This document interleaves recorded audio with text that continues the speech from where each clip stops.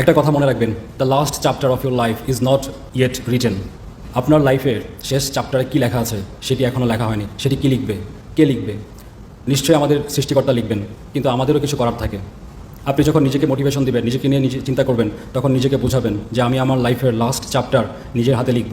এই নিজের হাতে লেখা মানে হচ্ছে যে শুধু লেখা না, লিটারেলি লেখা না, সেই লেখাটা লিখতে হবে আপনাকে পরিশ্রমের মাধ্যমে, অনেক বেশি অধ্যবসায়ের মাধ্যমে আপনার জীবনের শেষ চ্যাপ্টারটি লিখতে হবে। ঠিক এই মুহূর্তে এসে যখন আপনি সংগ্রাম করছেন, স্ট্রাগল করছেন, এই সময় এসে আপনাকে অনেকে অনেক কিছু বলতে পারে। অনেকে হয়তো বলবে তুমি ব্যর্থ।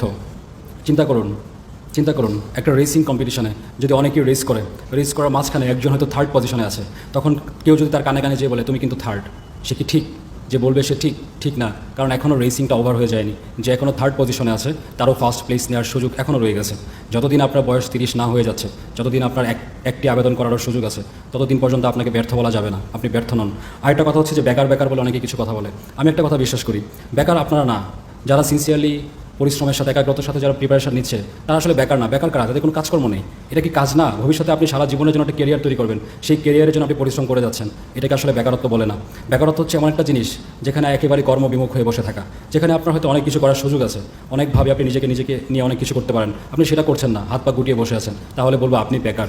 কিন্তু যেই মানুষটা কঠোর পরিশ্রম করছে, সকাল বিকাল পড়াশোনা করছে, প্রতিটা পরীক্ষা মনোযোগ দিয়ে দিচ্ছে, বিভিন্ন বইপত্র পড়ছে, সে আসলে বেকার না। তো আজকে থেকে নিজেকে অন্তত বেকার বলবেন না।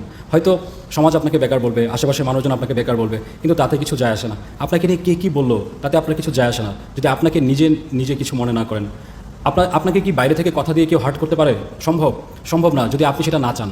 আপনাকে আমি খুব বাজে কিছু কথা বললাম, কিন্তু আপনি গায়ে মাখলেন না, তাহলে আপনার কিছু আসবে যাবে না, আপনি কষ্ট পাবেন না। কিন্তু আপনি যখনই আমার কথাগুলো ধর্তব্যে নেবেন, মনে হবে যে লোকটা কি ঠিক বললো, তিনি কি ঠিকই বলেছে, আমি কি আসলেই এরকম, তখন দেখবেন আপনার খারাপ লাগা শুরু হয়েছে।